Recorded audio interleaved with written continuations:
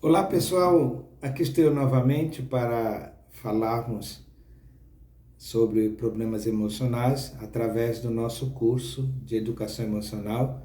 Hoje a nossa aula vai ser sobre máscaras, papéis e posições psicológicas.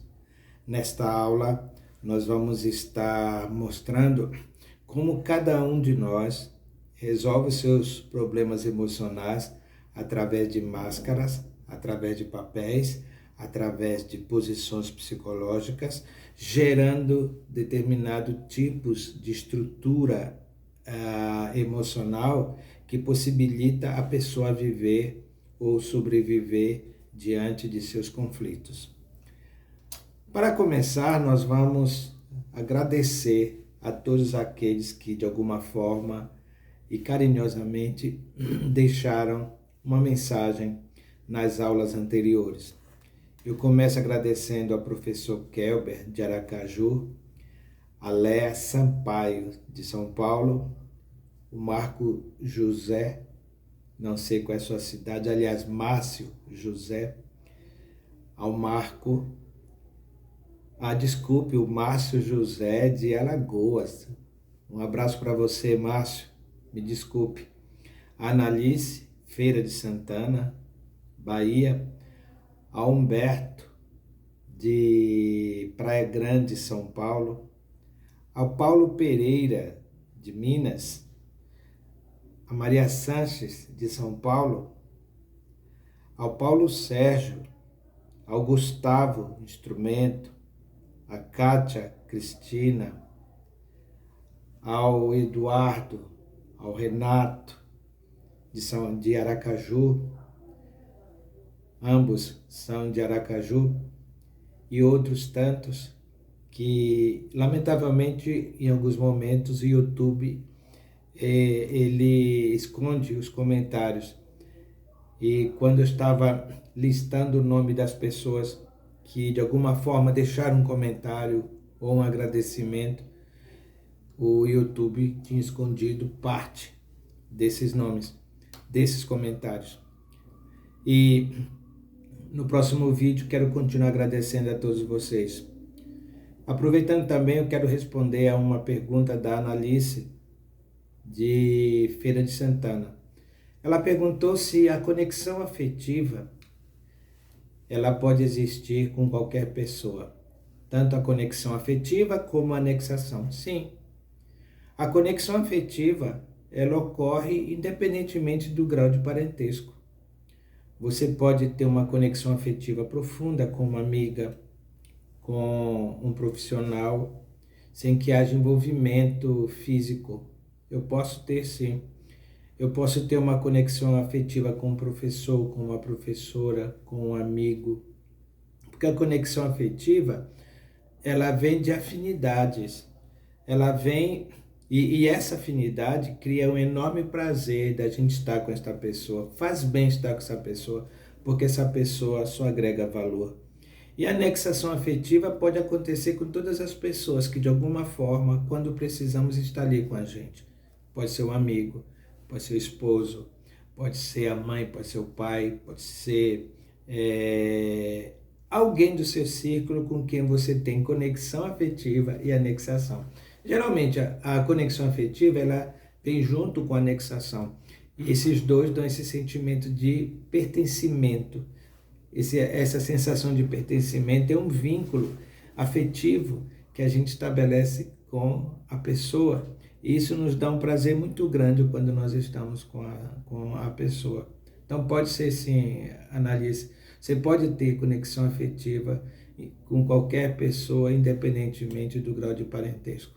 Basta que você tenha a afinidade com esta pessoa e que gere um sentimento de que eu posso contar com esta pessoa, que seria a anexação. Como eu disse, nós vamos falar hoje sobre máscaras, papéis e posições psicológicas, ou tipos psicológicos, vamos falar assim. Num primeiro momento, eu quero falar sobre as posições psicológicas de acordo com a análise transacional, uma teoria psicológica criada por Eric Berne.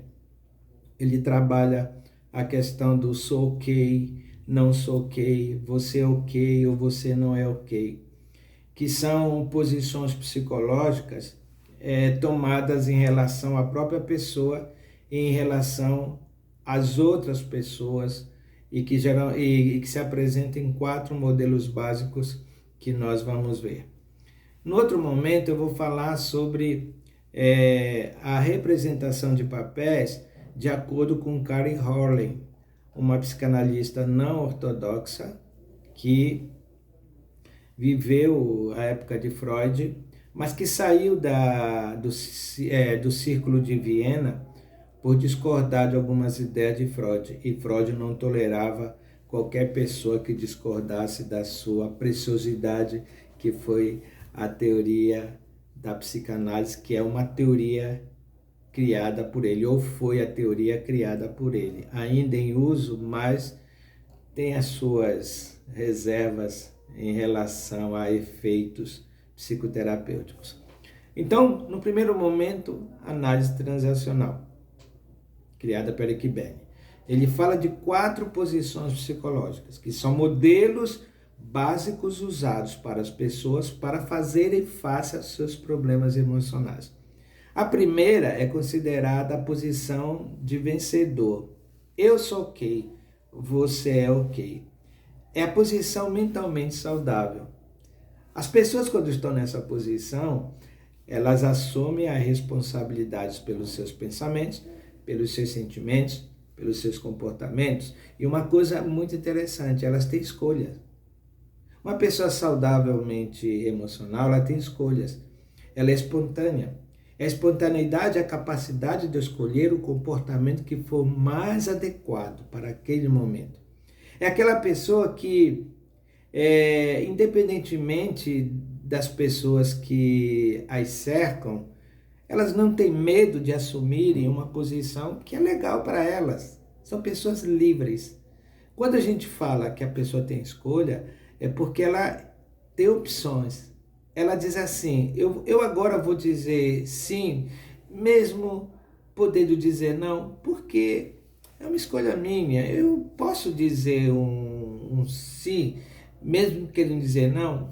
Não tem, é uma pessoa que tem flexibilidade emocional.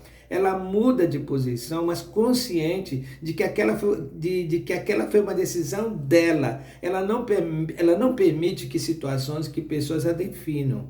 Ela pode usar, por exemplo, um comportamento que pode ser patológico como estratégia de poder ter alguns ganhos lá na frente. São ganhos saudáveis.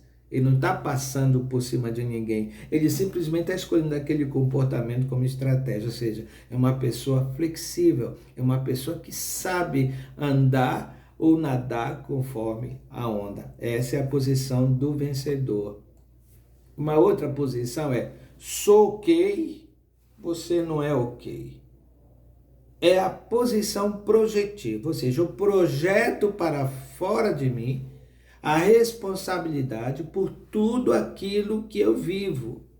E uma pessoa nesta posição, sou ok, você não é ok, ou seja, eu sou saudável, você não é saudável. Ela diz para si mesma, minha vida não vale grande coisa. Ao mesmo tempo que ela projeta para fora de si a responsabilidade do que ela é ou do que ela sente, ela diz para ela mesma que a vida dela não vale grande coisa. É a posição da pessoa que se sente pobre, coitada, está sempre buscando soluções para seus problemas fora de si. Os outros é que são responsáveis por tudo o que lhe acontece. E ao mesmo tempo são pessoas que querem corrigir o mundo. São as que ditam o que é certo, o que é errado e que vivem procurando defeitos nos outros e nos lugares. São perfeccionistas e críticos extremos. São os perseguidores. Eric Berne chama de perseguidores. Olha que paradoxo. Ao mesmo tempo que a pessoa projeta para fora de si a responsabilidade do que acontece dentro de si, elas são perseguidoras, porque elas querem corrigir todo mundo, porque é uma forma dela corrigir a si mesma. Toda pessoa perfeccionista, ela tenta controlar o externo para poder controlar seu interno. Se as coisas estiverem como ela quer, então eu estou satisfeita, eu estou feliz, eu estou tranquila. Assim pensa a pessoa. Nós temos também a posição não sou ok, você é ok. Na última eu sou ok, você não é ok. Você é o responsável pelo que eu sinto e sou. Nessa outra posição não sou ok, você é ok. É a posição introjetiva. Enquanto na posição eu sou ok, você não é ok, ela projeta para fora de si a responsabilidade por tudo que acontece. Nesta posição, sou ok, você não sou ok, você é ok, ela diz, eu sou culpada de tudo que me acontece. É assim que a pessoa pensa. Minha vida não tem muito valor. Nasci para sofrer. Sou um pobre coitado, diz o indivíduo. É a posição introjetiva. Então, ela introjeta para dentro de si a responsabilidade por tudo que lhe acontece. Coitadinha, é a pobre vítima, é a pobre mártir desnecessária. É a posição dos impotentes e dependentes. São os famosos compradores de afeto. As pessoas nesta posição querem cuidar de todo mundo de alguma forma, com alguma coisa, ao ponto de desvalorizarem a capacidade do outro. Em outras palavras, são aquelas que vivem procurando gente com complicação para ajudar. São as pessoas que precisam de muito afeto, mas como não sabem pedir ou não aprenderam a aceitar, acabam dando aos outros o que mais precisam. Quando se propõe a cuidar de alguém, não permitem que esse alguém cresça. Porque se esse alguém crescer, eu não tenho mais a quem responsabilizar pelo meu sofrimento. Um pai, por exemplo, que super protege um filho, não quer que ele cresça. Porque ele vive em função do filho, emocionalmente falando. Se ele crescer, quem que vai me abastecer emocionalmente? Porque eu preciso cuidar de alguém. Isso ocorre também quando você enquadra alguém no rótulo. Fulano é isso, fulano é aquilo outro. Ele é desse jeito. Você tem um filho agressivo, aí você diz para as pessoas, ele é assim mesmo, eu já estou acostumado. Você tem um filho que ofende você, você tem um filho que maltrata você. Aí você diz que você não reage, que você não faz uma interferência, que você não estabelece limite, porque ele é assim mesmo, coitado, ele é doente.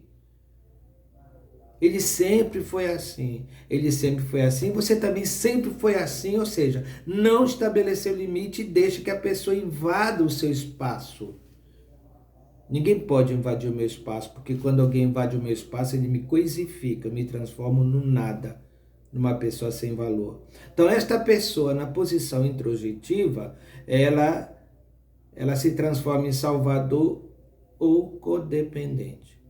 O codependente é aquele indivíduo que controla o comportamento do outro, negando a si mesmo, como forma de ficar bem.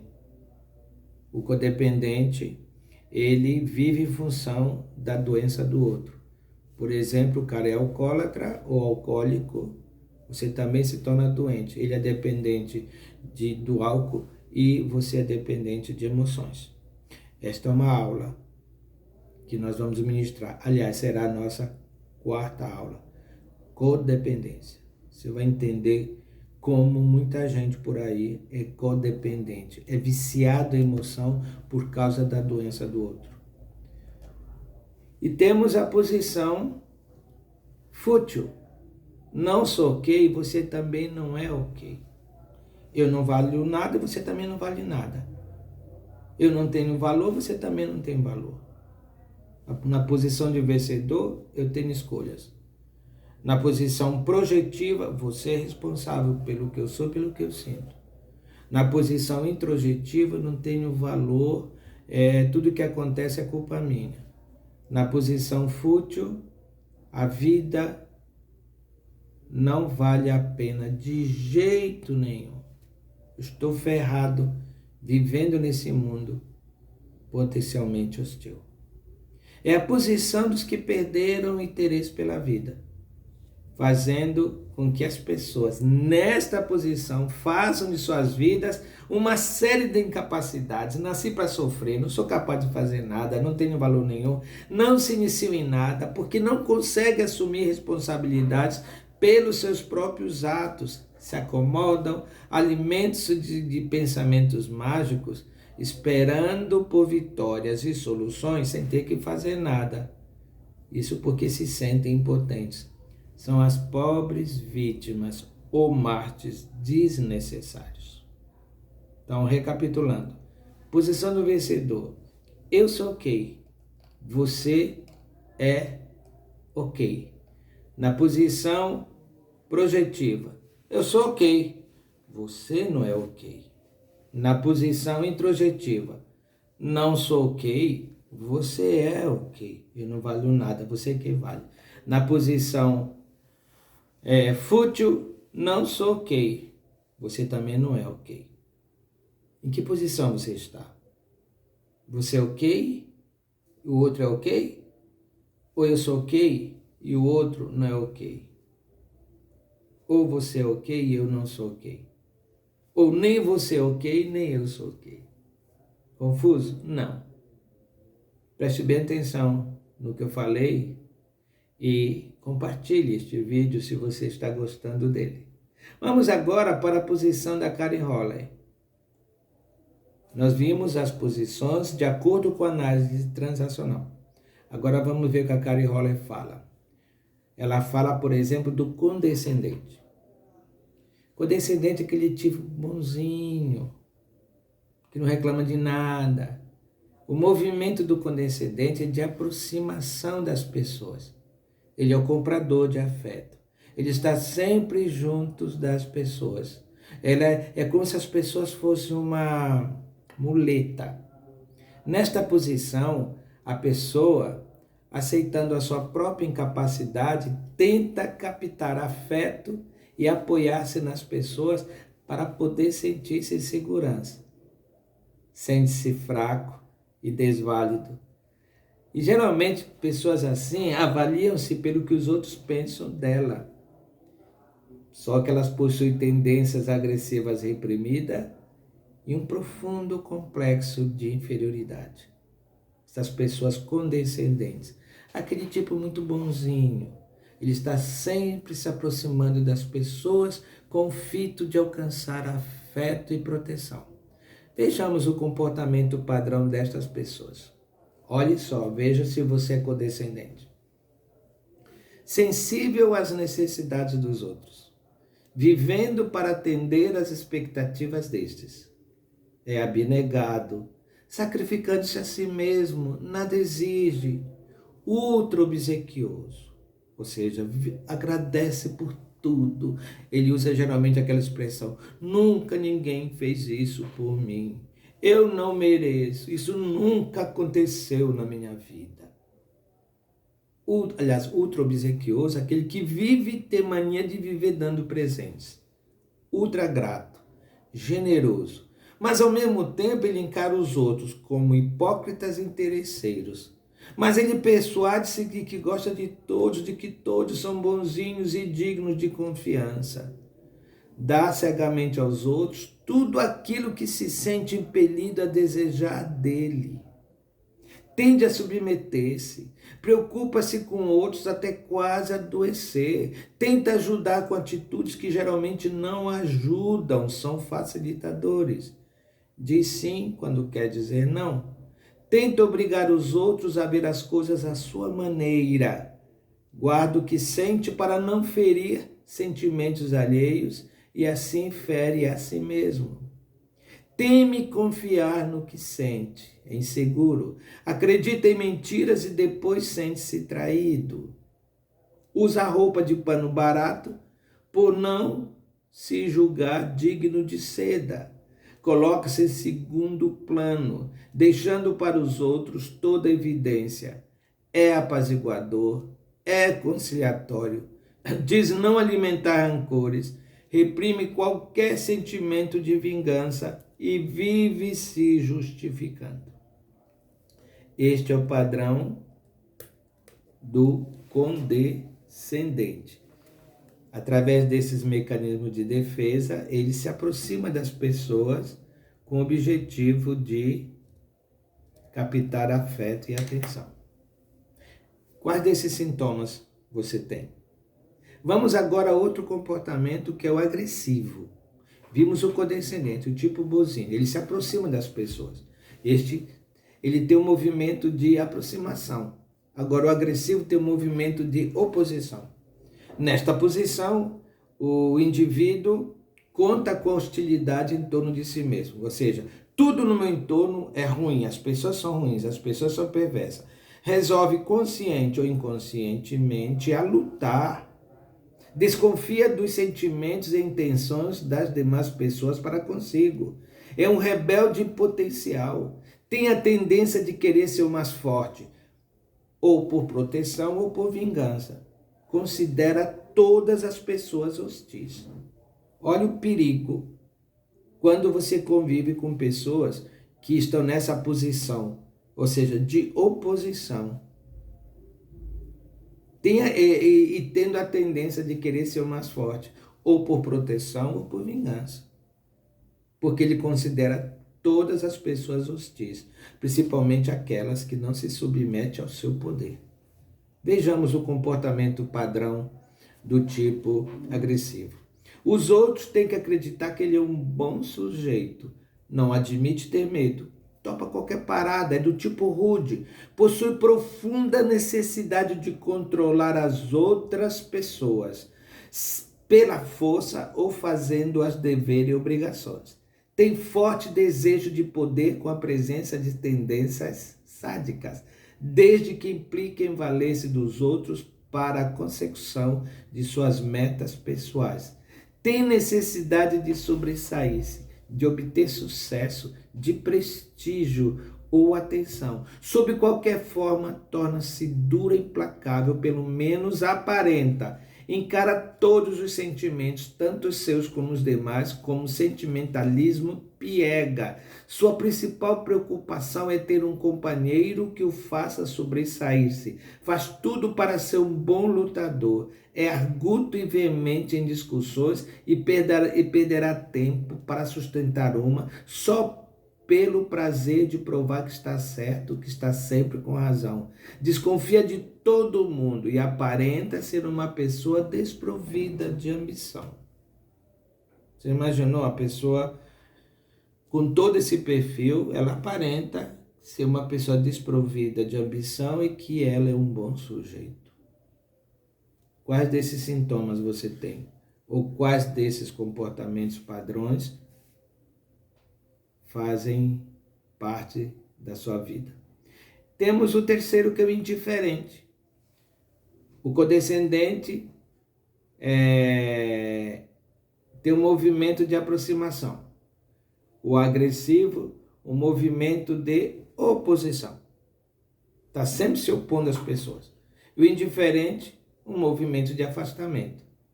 Nesta posição, a pessoa faz da autossuficiência e o orgulho a mola propulsora de suas defesas. Da independência e da solidão, suas companheiras inseparáveis. Vejamos o comportamento padrão. Alinhamento geral das pessoas, ou seja, afastamento geral das pessoas. Alinhamento do próprio eu, afastamento do próprio eu. Isto é, uma falta de sensibilidade às experiências emocionais. É aquela pessoa que aparenta ser uma pessoa fria. Uma incerteza sobre o que é, o que ama, odeia, deseja, espera, teme, ressente e crê. É uma pessoa sem vida, ela é oca. Olha a si mesmo como uma espécie de interesse objetivo, como se tratasse de uma obra de arte. Possui a determinação, consciente ou inconsciente, de não se envolver emocionalmente com outras pessoas, seja em amor, luta, cooperação ou competição. Possui necessidade de não se deixar comprometer, de autossuficiência. de restringir suas necessidades pessoais, conscientes ou inconscientes. Isto é, nunca ficar tão preso a quem ou ao que quer que seja, a ponto deste se tornar indispensável, pois poria em jogo o seu alinhamento. Ele tem necessidade de isolar-se, pode ficar extremamente irritado se outras pessoas o tratarem naturalmente, pois isso o faz sentir-se como se estivesse sendo pisoteado. Eu lembro que eu trabalhava na Universidade Mackenzie em São Paulo e tinha uma senhora, a secretária do meu chefe, ela se vestia muito bem, aquela pessoa muito bem arrumada, cheirosa, e um belo dia eu estava com um saco de pipoca e ela vinha passando pelo corredor, aí eu toquei no ombro dela, eu fiz assim, ei, ei, ei, ela falou assim, quem que você pensa que é para me chamar de ei, ei, ei? Eu disse, desculpa, eu só queria oferecer pipoca para a senhora. Ela falou assim, você acha que eu estou em cinema? Você acha que eu sou uma pessoa comum para estar comendo pipoca fora de hora? Pipoca tem lugar para se comer, e etc, etc. Eu fiquei olhando para ela e achei muita graça. Ela era um tipo de pessoa indiferente, que tinha como movimento de afastamento, e ela era assim mesmo, ela não se envolvia com ninguém não. Ela passava por você, dava bom dia de forma protocolar, mas não tinha qualquer envolvimento emocional. Com o tempo convivendo com ela, eu fui aprendendo um pouco mais da história dela e nós nos tornamos grandes amigos. É interessante que ela tinha muita dificuldade no relacionamento conjugal dela, e quando nós nos tornamos amigos, eu me tornei parceiro emocional dela. E ela se transformou numa preciosa amiga muito querida, porque eu acredito que naquele momento ela deixou de lado o alinhamento dela e percebeu que alguém ali a valorizava, que era eu, e que gostava dela. Mas esse é um tipo, é típico comportamento de pessoas que são indiferentes. Detesta compartilhar qualquer experiência, de não se deixar influenciar, de coagir, de vincular dever, obrigações, não gosta de conselhos, necessita sentir-se superior e, quando frustrado, procura freneticamente afeto e projeção. Observem só quantos mecanismos de defesa como forma de sobrevivência, como forma de lidar com conflitos emocionais. No fundo, todos esses comportamentos estereotipados são mecanismos de sobrevivência que algumas pessoas usam, inclusive eu usei. Eu me encaixo perfeitamente no perfil do codescendente, lá atrás. Tinha algumas coisas do agressivo e algumas coisas do indiferente. Mas os comportamentos padrões, aqueles comportamentos mais frequentes, é que vão caracterizar o meu perfil. Então, meu perfil era condescendente. Eu não sabia dizer não. Eu tinha a sensação de que eu estava sempre incomodando. Eu não me apropriava de um elogio, por exemplo, porque eu achava que os elogios eram falsos. Eu não permitia que ninguém me desse um abraço, porque eu achava que aquele abraço tinha segundas intenções. Eu vivia refém de toda uma cadeia de pensamentos. E eu comecei a me apropriar, primeiro, da ideia de que eu tinha valor. Sim, porque nós somos produtos de ideias que nós criamos sobre nós, sobre os outros, sobre a vida, sobre Deus. Eu passei a olhar para mim e me apropriar, por exemplo, de um elogio. Quando alguém me elogiava, ao invés de eu falar que nada, são seus olhos. Negrão, você está bonito, que nada, são seus olhos. Adorei a comida que você fez, que nada, é uma coisa tão simples. Eu estava sempre me subestimando. Hoje, eu digo muito obrigado, porque eu sei que eu sou inteligente, eu sei que eu sou capaz, eu sei que eu tenho tantas competências e já desenvolvi tantas habilidades, como de falar em público, por exemplo. Adoro falar em público. Apropriar-se é o primeiro critério para a gente começar a edificar a nossa autoestima. Primeiro temos que passar por um processo de conscientização, que é o que eu estou fazendo. E aqui eu quero responder uma outra pergunta da Maria Cláudia, de Moçambique. Ela me perguntou: Edivaldo, você não dá nenhuma dica para nós de mudança? Eu falei: Maria Cláudia, não existe receita, porque cada pessoa é cada pessoa. Mas se eu tivesse que falar alguma coisa como mudar, alguma coisa para mudar, a primeira coisa é a ação. É a gente começar a fazer o contrário do que nós fazíamos antes. Se eu tinha dificuldade de receber elogio, eu começo a dizer obrigado. Se eu tinha dificuldade de dizer não, começo a dizer não.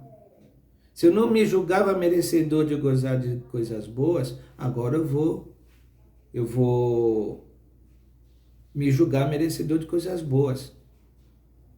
E Maria Cláudia, eu vou te dar um exemplo. Quando eu comecei a me apropriar de que eu era merecedor de gozar de coisas boas, eu fui um dia a uma padaria lá perto da Universidade de Mackenzie, onde eu trabalhava, porque eu fazia o café dos aniversariantes do mês, no caso os professores. Eu trabalhava na faculdade de administração, conhecida como FISECA, e todos os meses nós juntávamos os aniversariantes e fazíamos o café da manhã em homenagem a eles. Um dia eu já estava nesse processo de me apropriar de coisas boas, eu fui até a padaria. Encontrei lá o seu Ventura, era o dono da padaria. Ele falou assim, eu ia lá para fazer a encomenda do buffet para o café. Era sempre lá que eu fazia as encomendas dos salgadinhos, do bolo, do suco. Aí ele falou assim, Negrão, já tomou café? Eu falei, não. Aí ele disse assim, pode ir lá, tome o que você quiser. E eu estava com um amigo. Aí eu cheguei lá no balcão, aí pedi para o garçom, eu quero uma baguete com queijo branco, queijo mineiro, na chapa. Eu quero um suco de laranja. Eu quero uma média, café com leite. E quero um iogurte natural batido. Aí eu comi. Aí o meu amigo, o amigo que estava comigo falou assim, Negrão, você é doido? O cara falou que era para você vir aqui e pedir o que você quisesse, você está exagerando. Eu digo, ué, ele falou que eu pedisse o que eu quisesse, além do mais, a padaria é dele. E se ele está fazendo isso, é porque eu mereço. Eu sou merecedor de gozar de coisas boas. Eu digo, você não quer nada? Você está comigo? Não, não quero não, você está doido. Vai ficar muito alta essa conta. Eu digo, o problema não é meu. Ele pediu para eu comer o que eu quisesse. Acabei de comer, o seu Ventura me chamou. E aí, Negrão, você quer levar alguma coisa para sua esposa? Eu disse, quero. E tinha lá bolo de fubá, bolo de mandioca. Aí eu escolhi um bolo confeitado com morango. Eu digo, quero este aqui. E meu amigo de novo, Negrão, você é doido, você vai levar esse bolo, é caro. E eu virei a padaria dele. Ele pediu para eu escolher o que eu quisesse. Eu quero escolher o melhor para levar para minha esposa. E levei aquele bolo lindo com cobertura de morango. E saí muito tranquilo, porque ali já havia um padrão na minha cabeça de que eu era merecedor de gozar de coisas boas, sim.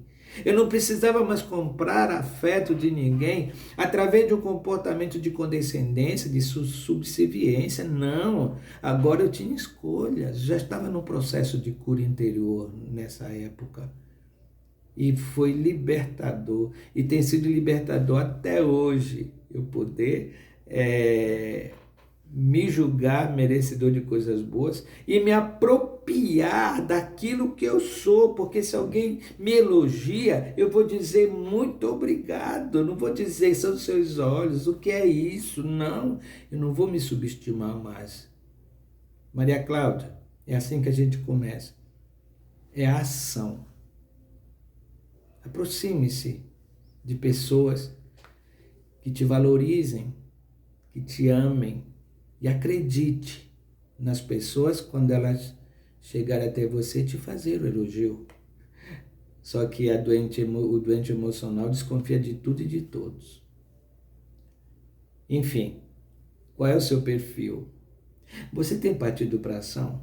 Você tem feito alguma coisa que diga assim, nossa, quem decidiu fui eu.